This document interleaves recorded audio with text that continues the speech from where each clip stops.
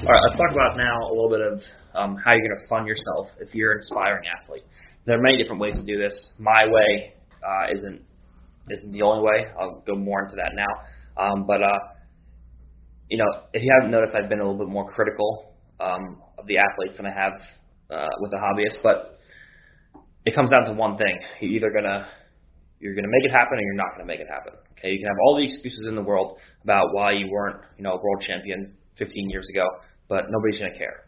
Okay, I could have easily ended up not being here, and I could have been making $30,000 somewhere a year doing a job that I hated, and no one would ever know about me. Okay, but the end of this, the main thing is I did the things that I had to be successful in my career. All right. For me, I definitely didn't do it alone. I would have did it alone if I had to. I would have lived in my car if I had to. But thankfully, I didn't have to do that. Right out of high school, I started working full-time. I was a part-time employee, didn't have benefits or anything, but I started working full-time, 40 hours a week at the road department, at Department of Public Works. And my job would just be to throw grass bags in the back of a truck. We talked a little bit about this before.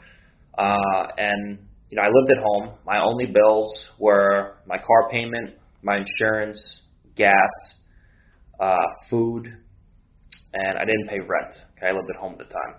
If I had to pay rent, I would have moved out and I would have lived somewhere, and I would have just worked longer than I had. I worked for I think a year and a half total at that specific job. And I was working all through high school as well, just to save money when I could. I would clean up construction sites.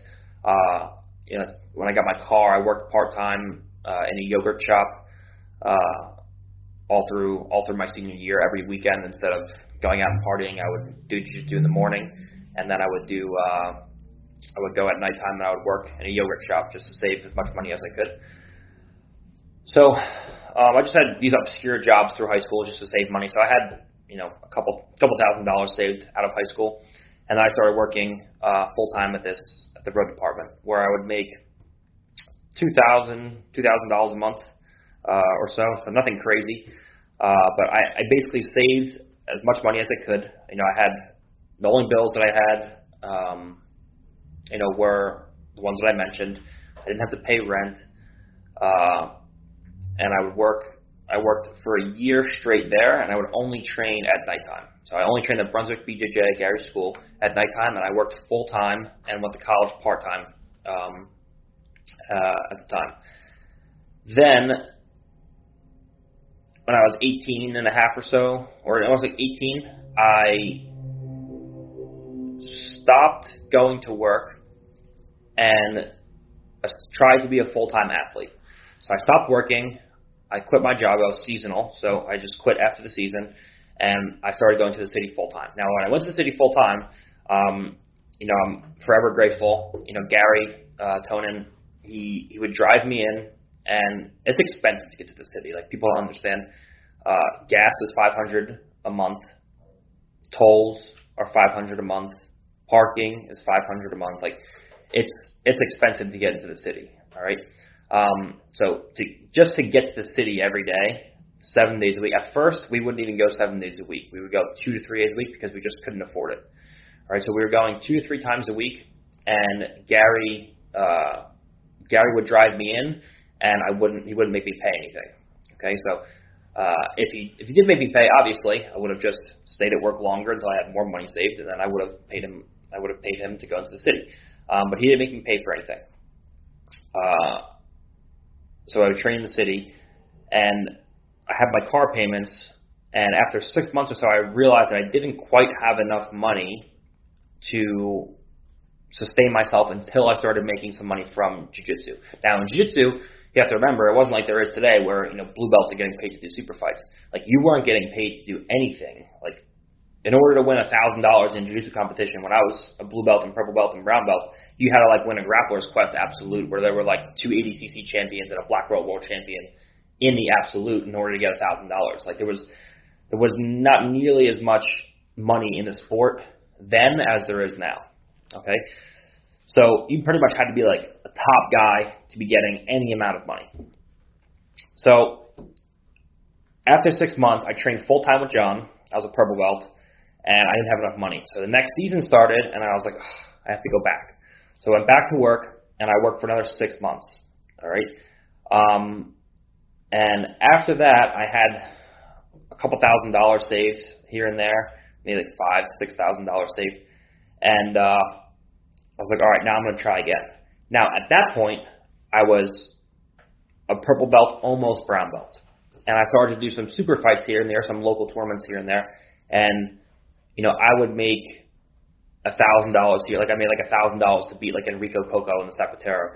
I made $500 here. I did a bet match with Jordan Tabor. I made $500 here, $500 there, $1,000 here. So I was making just enough money through winning competitions to get by. Okay. Then I won Nogi World, so I got some more notoriety, but still no one really knew who I was. I wasn't able to teach seminars and get big turnouts for seminars or anything like that. But I still had some money saved, and I was making some money here and there. Then my big breakout was EBI 6. When I won EBI 6, I won the $25,000. Then people knew who I was. I started to teach seminars. Then I beat Keenan, and then I kind of started to become a star. Okay. Now, obviously, I'm in a very expensive, state, New Jersey, New York. Traveling into the city was expensive. And the second I won EBI, I started giving money to Gary. We started splitting it. I started paying for the tolls and the Easy Pass, and he would pay for parking, or the tolls and the gas, and he would pay for parking. And I started driving my own car into the city and taking us all in. And, the second I was able to help, I started helping. So that was my way of funding myself. Obviously, there are people who have it much better than me, where they have everything paid for, and obviously there are people who have it much worse than me, where they don't have the luxury of living at home or having someone who was able to help them throughout the way. So I'm not going to say, I came from this third world country and I had $0 and I made everything. It's not how it was at all. I had two loving parents who were supportive enough to help me through, and I had a great team around me to help me get where I was. But that's not to say that if I didn't have those things that I wouldn't have done anything that I could to get to where I was right now. If my parents kicked me out at 18 years old, I would have worked the job for longer. I would have got another job if I had to, and I would have found a way to acquire more money to allow me to sustain myself until I started making money through jiu-jitsu. If I had to pay my way into the city, if I had to pay rent somewhere, maybe I would have worked not until I was 18 and a half, maybe I would have worked until I was 19 and a half, so I would be a year behind. But either way, I would have found a way to sustain myself long enough until I could have become a real professional athlete. And that's what it comes down to. I don't care what your circumstances are. If your parents are rich, if your parents are poor, if you don't have parents, I don't care what situation. If you want to do something in anything in life, specifically right now, talking about jiu-jitsu, if you want to do it, it's up to you to make it happen. Nobody cares at 70 years old, I could have did this, I could have did that. Nobody cares about that. No, the only thing that people care about is, did you do it or did you not do it? And that's really what it comes down to. So if you are serious about being an athlete, set goals that you have and find realistic ways to accomplish those goals. Okay, no matter what it is, if you have to save money, if you have to sleep in the mat, if you have to sleep in your car, it doesn't make a difference. You find a way to accomplish whatever goals you have and be successful in life. And that's what it comes down to. You're successful or you're not successful. There's no in between. Nobody cares about your excuses. You're either here or you're here. Okay? So whatever you have to do, find a way to do it and then make it happen. Or if you have to work, if you're fortunate and you don't have to work, your parents are rich and they can pay for everything, then all you have to do is put in the work to be successful on the mat. But if not, then you have to put in more work. It doesn't matter how much work you have to put in. You have to put in the work on the mat, and you have to put in the work to get you to a position where the only thing you have to focus on is being on the mat. Okay? Earlier in my life, the two things I had to focus on were finding money so I can get to the mat, and now that I have money, my only focus now is getting better on the mat. All right? And that's your job as an athlete.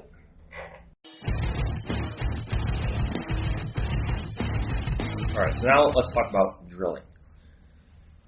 The big theme that we're pushing in this instructional as far as time management is how can you get better in the shortest amount of time possible, and how can you get to the highest level that you that you can be at, and with a limited amount of time. Okay, so those are the two big questions. And the second portion we're focusing on is how do we prepare as competitors for competition, all right, in various ways. Okay, so those are the two big things. Okay, getting better as fast as we can. Okay, so time being the X factor, and competition preparation. Right. When we're speaking about drilling just to drill is one of the most useless activities and biggest time wasters that I can go and talk about. Right, sitting on a mat for an hour and doing an hour's worth of leg drags is like almost completely useless. The function of drilling is to get you good at the mechanics of a certain move.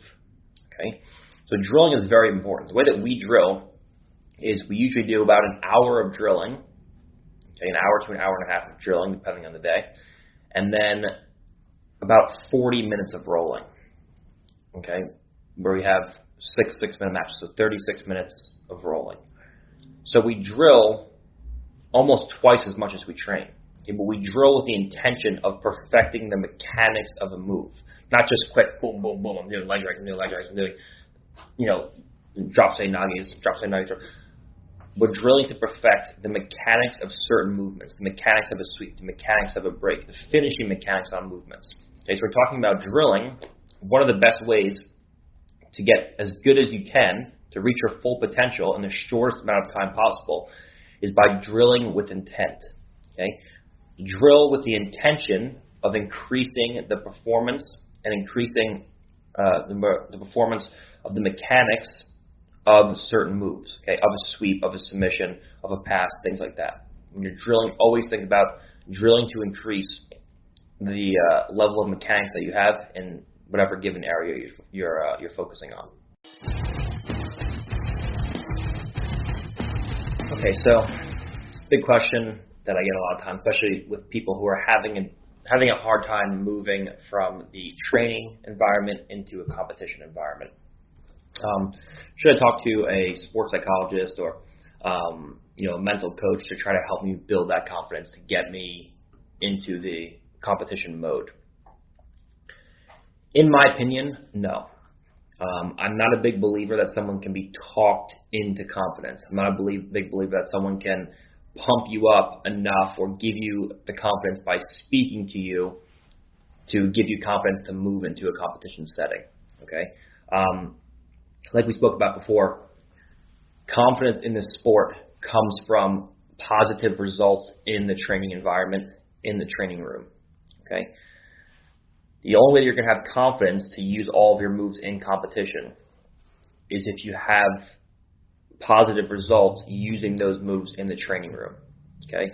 If I know two moves in the training room and I know an armbar and I'm great at an armbar and I know a kimura and I'm just okay at a kimura, in competition, if you have the choice, you're going to look for arm bars a lot more of the time. But if you're good at kimuras and you're confident that in training you can hit kimuras and arm bars both equally across the board, in competition you're going to have the confidence now to attack both of those moves equally and not just only go for one move or the other. Okay, so I'm not really a big fan of someone trying to talk confidence into you or give you a speech and next thing you know you're confident. Confidence in the on the competition mat comes from results in the training room. Okay, the more results you have in the training room, the more positive feedback you have when you're trying the moves, the more confidence you're going to have to use those moves in competition. Okay, so the confidence around the confidence that you have on the competition mat is going to come from getting good, learning the moves, learning the mechanics, and then hitting those moves on progressively higher level opponents in the training room until you're confident enough to do it on the competition mat. So this has a few faces to it, managing competition anxiety. People ask me, how do you deal with the anxiety? How do you look so calm when you go out there? All right, and there's a few different answers. Number one, for me at least, the best way to manage the initial competition anxiety would be to compete as much as possible. Okay, when I was coming up from white belt to black belt, and even now, I would just compete in everything that I could, whether it's local nagas, local events, paid events, whatever the case is. I would compete every single weekend if I could, 2 to 3 times a month. The more you compete, the more you get used to it. Okay, everyone, they go out to their first competition and they have big giant adrenaline dump, and they go out, they grab as hard as they can every single grip, and next thing you know, 30 seconds in, they're exhausted. They get out of their first match and they're like, oh my god, that's 4 or 5 minutes, and I'm exhausted. The only way for me, at least, to get used to that was just to compete as much as possible and to put myself constantly in those uncomfortable positions until it became natural. Okay? You have to understand, number one, especially at the lower levels, nobody cares if you win, nobody cares if you lose. Okay? Even at the highest levels in jiu-jitsu, not many people know who we are. It's not really a mainstream sport. So chances are, if you walk around, then if I walk to the supermarket and I ask people, like 99% of them are not going to have any idea who I am. Okay, so nobody really cares whether or not you win or lose. Even guys, even mainstream, MMA, UFC fighters, a lot of people don't care. I mean, even if they see you go out and get knocked out in the first 10 seconds, guess what? They wake up the next day, they go about their life, and that's it. Maybe they talk about it for a day or two, and then people forget. So it's in the grand scheme of things, your results in competition aren't that big. Right? So you can't, or aren't that important. So you can't make it out to be something that it's more than. Or you have to understand that whether or not you win or lose doesn't really make that big of a difference. On the large scale. Going into competition now for me, competing so much for so long, I've been competing pretty much since I started training, almost 10 years now. Another thing that gives me the confidence and the calming sensation going into competition is that I know, now obviously this isn't the case for everybody, I know that I'm far better at jiu-jitsu than the people that I'm competing against. Okay, I know that, number one, everyone I'm competing against is terrified of me. Okay, it's not fun going out there and knowing that if you make one mistake, the guy's going to submit you. He's going to break your legs, he's going to break your arm, he's going to strangle you. When I go out there, I see every match the same. I'm chasing the guy down, trying to submit him, and he's trying to stall me out. Okay, absolute best case scenario, the guy scores on me. The guy passes my guard. That's it. I'm not worried about being held down and exhausted in positions, and I'm not worried about being submitted. If you aren't worried about anybody in the world being able to hold you down, and you aren't worried about anybody in the world being able to submit you, that takes an immense amount of pressure off of your chest. Okay, which is why pin escapes and submission escapes are very, very important. Okay, the last thing you want is to go in and get pinned for 5, 6, 7 minutes, and you're exhausted trying to escape bottom mounts, and you finally get out, and the guy just passes your guard again, and then you're exhausted, and then you get submitted. Okay, so confidence in your escaping ability is key. A large amount of competition, so that you kind of normalize the feeling of going out and competing in a different environment makes a big difference.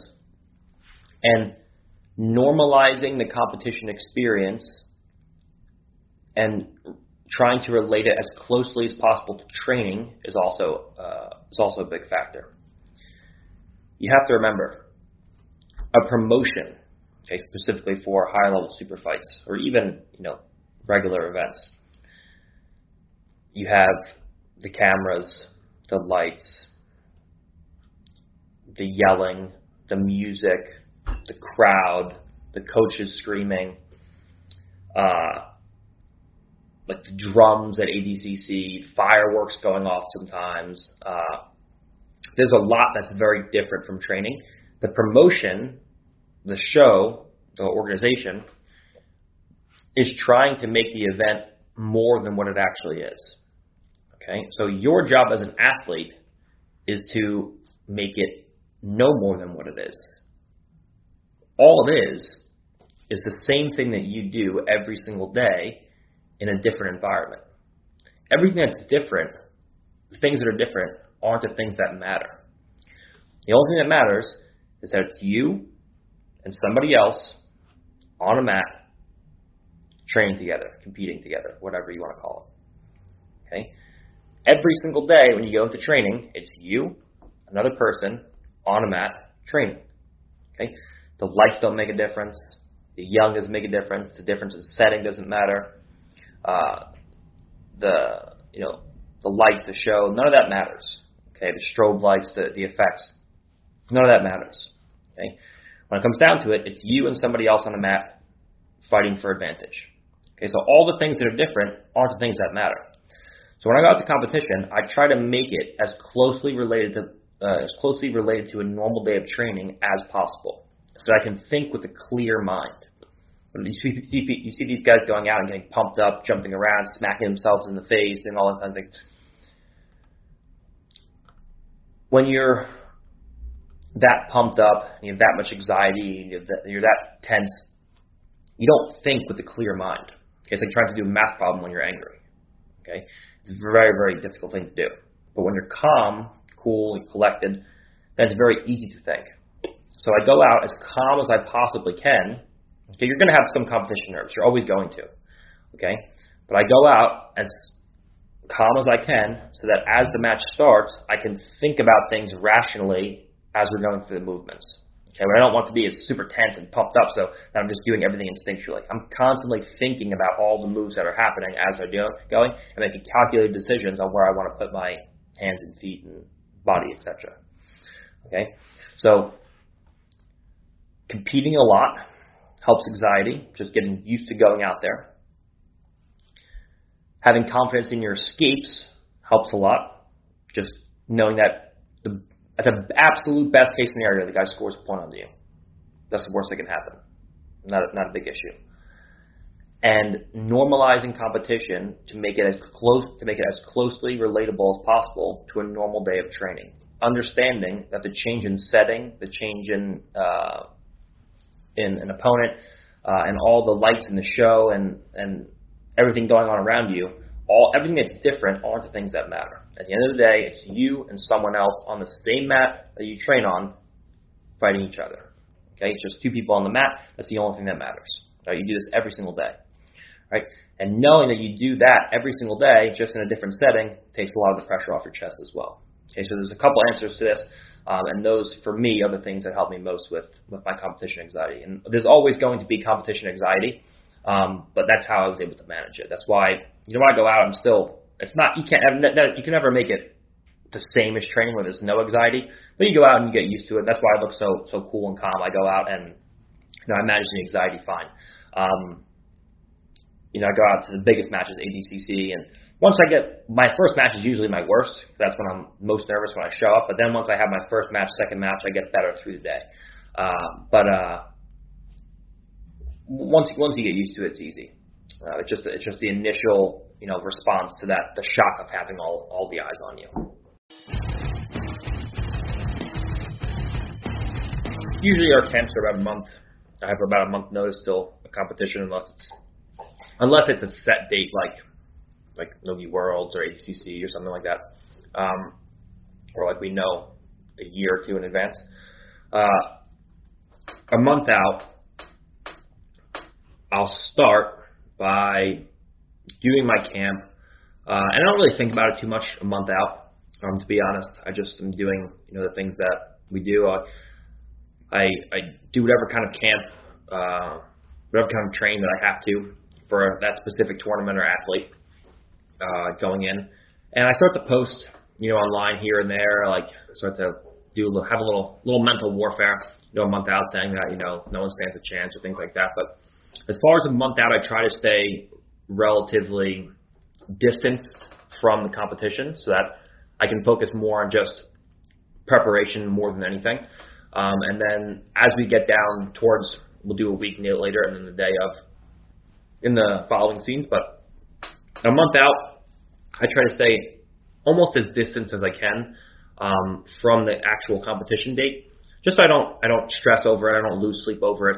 And here and there I'll post some things and talk some shit, but a month out's still pretty far away. And I tend to stay relatively distant from that actual day of competition. All right, so competition a week out. A week, this is when I really start to build my own confidence and to start to really get in the heads of the other competitors. If you notice, there's been multiple times where my opponents have just quit before they even step on the mat. I do a good job of getting into people's heads. And it's not really, I don't even try to get in their heads. I just post what I feel. When I went into ADCC, when I went to Nogi Worlds, when I went into various EBIs, whatever comes to mind, I just post. Like, these guys stand no chance. Like, no one's going to score on me. I'm going to be the greatest of all time after this. Like, I just post what I believe. And it gets under people's skins. But a week out, I'm more dialed in to the competition. I'm watching tape on guys. I'm studying them. I'm up to date on where they are, their Instagrams. I'm following everything. I'm dialed into everyone who I'm going to compete against. I know what they're doing. I know what they're posting. I see every little comment on Flow Grappling, on UFC Fight Pound, every comment that could possibly relate to me or the competition or them, I'm looking at. Okay, and that's just what I do. It's different for everybody. I'm in the zone and I'm ready to go. Anybody who doubts me, I attack. I screenshot. I go back afterwards, and I'm ready to talk shit after the event. So a week out for me, training doesn't really change or anything. It's just more mentally. I'm just more in the zone, and I'm supremely confident at this point because my camp's coming to an end. I'm coming to a peak, and I'm ready to attack anybody. Competitors, if they say anything, online trolls, if they say anything, I'm ready to go. Everything that's happening, I see. I'm starting to taper down with training now, and taking it a little bit easier, maybe a few less sessions. And by the way, I train all the way up until competition days. Like, I'll train if I have to compete on a Saturday. I'll train hard until a Thursday, and then Friday I'll go light, and then Saturday I'll compete. But I taper off the last few days. Maybe I won't lift. I'll lift like up until Wednesday if I have to compete Saturday, and then do jiu-jitsu Thursday, and then Friday kind of just get a sweat going. But a weekend is when I really start to focus now on the goal of winning the competition. And I visualize myself competing against the guys, playing out how it's going to be when I show up to the venue in my head, because most of the time I've been there before, and I really start to get dialed into what we're trying to accomplish. Competition day. First and foremost, I always try to get a great night's sleep. I actually struggle with being anxious the night before competition. So, for example, if I have to compete on a Saturday, if I have my normal sleep schedule, I won't be able to sleep on Friday night. So what I do is, and this is of course different for everybody, what I do, because a lot of times I'll be so excited Friday about competing on Saturday that I'll stay up really late on Friday, and then I won't fall asleep until like 5 a.m. because I'm so excited, and then I won't get a good night's sleep, and I'll wake up and have to go compete, and then I'll be in a situation where I'm running on like 4 hours of sleep, and I have to go out and perform. So normally what I do is, if I have a morning competition, like if I have to compete at 10 a.m. on Saturday, I'll stay up all late or very late on Thursday, all the way through the day. So I'll stay up very late, and I'll get very few hours of sleep on Thursday. So that Friday night, I can come home, go to sleep at 8 o'clock because I'm so exhausted from the night before, and then just sleep all the way through, get 8 to 10 hours of sleep, and then wake up fresh.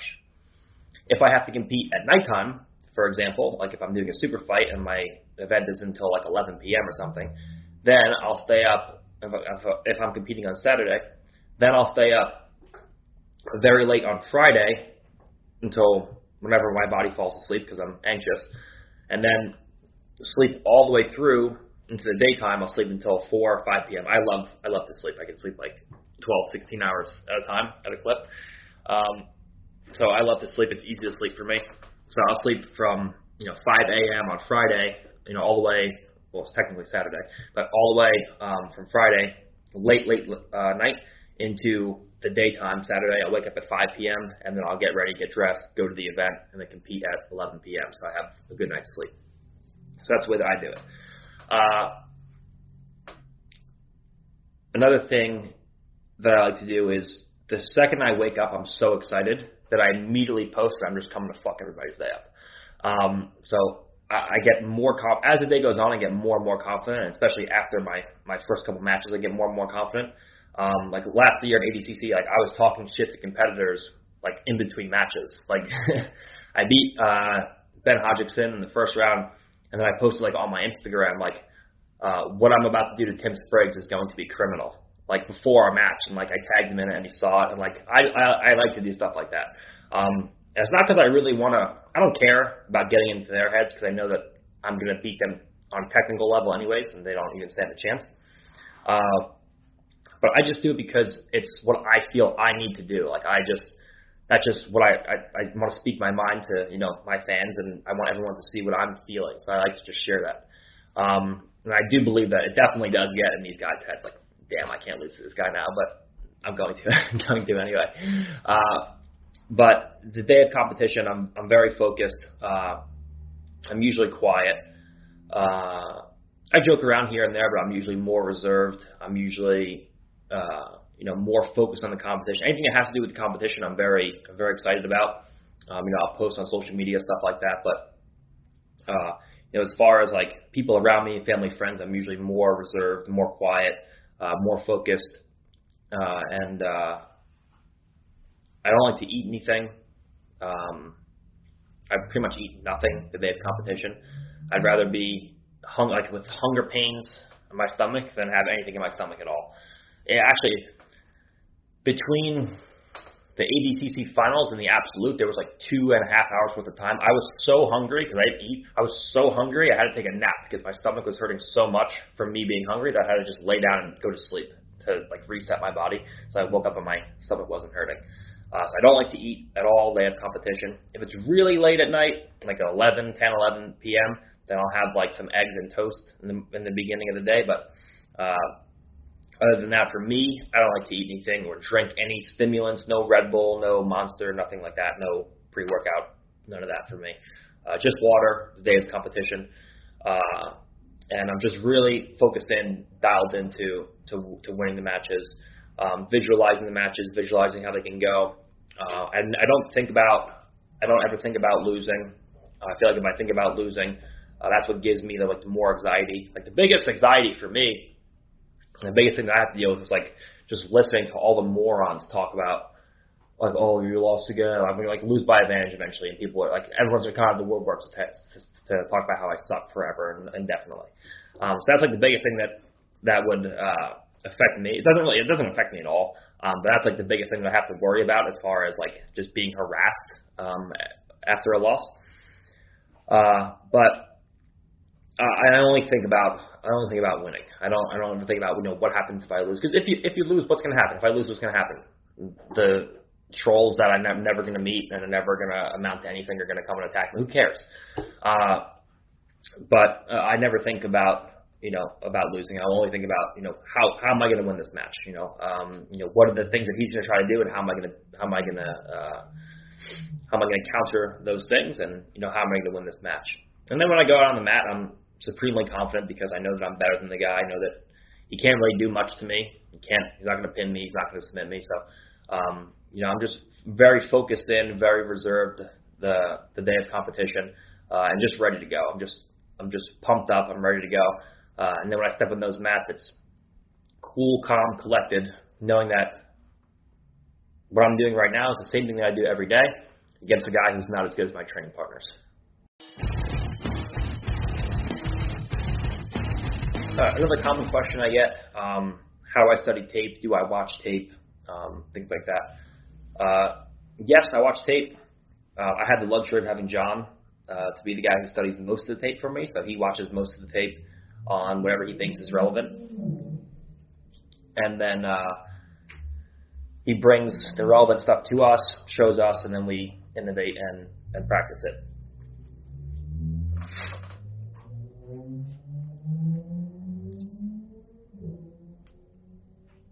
one thing that I am big on, especially before big competitions, is just getting a general overview of what my opponent likes to do in his matches. I talked about before exploiting the weaknesses of his game and understanding what his strengths are. That comes through watching tape, obviously. Now, you can do this in a couple of ways. You can watch instructional videos. You can watch tape on your partner, depending on how much he's progressed. Recent tape anywhere from a few years ago up until current. But you have to be careful watching instructionals because a lot of people, what they say they do and what they actually do in competition are two different things. Okay, so if you're going to watch someone's instructional, you have to make sure that the things that he's teaching you are things that he actually does in competition. Right?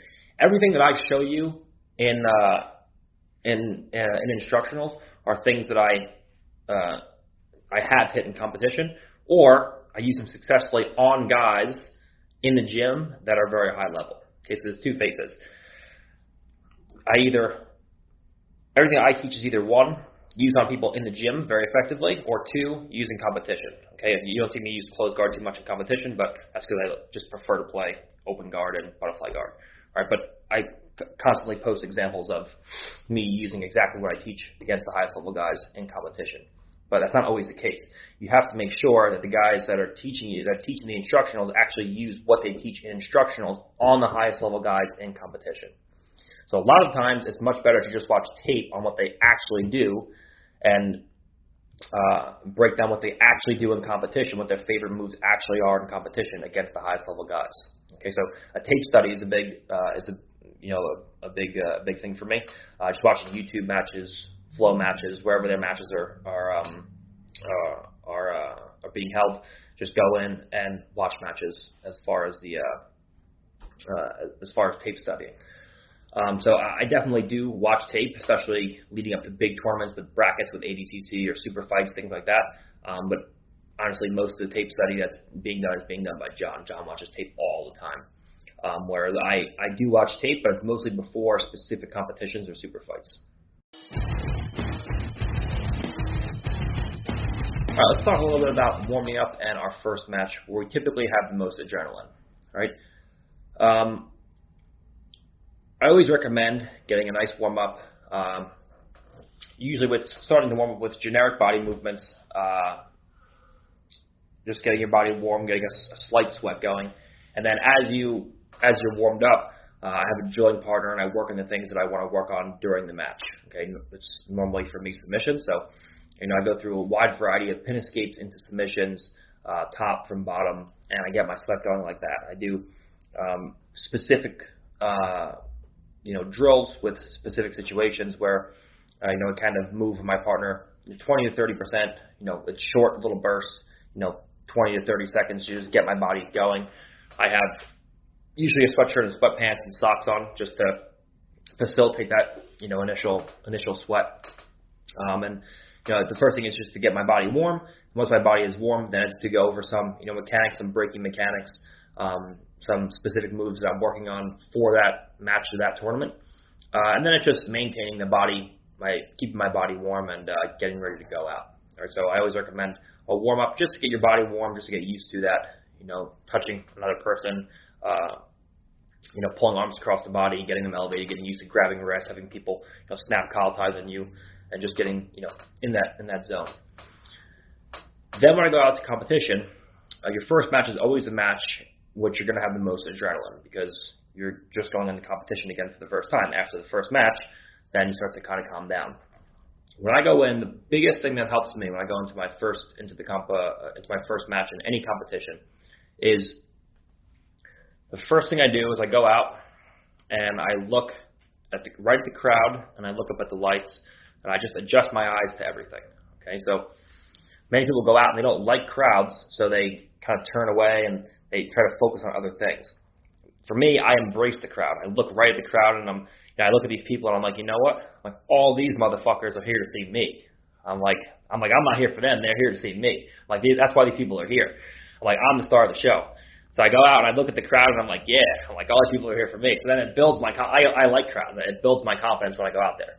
So I look up at the lights. I adjust my eyes to the lights. I adjust to the crowd, and then look at my opponent, look at the referee in front of me, and I take one big deep breath before the match. And you can see this on film. And then I just exhale, and then that calms me down.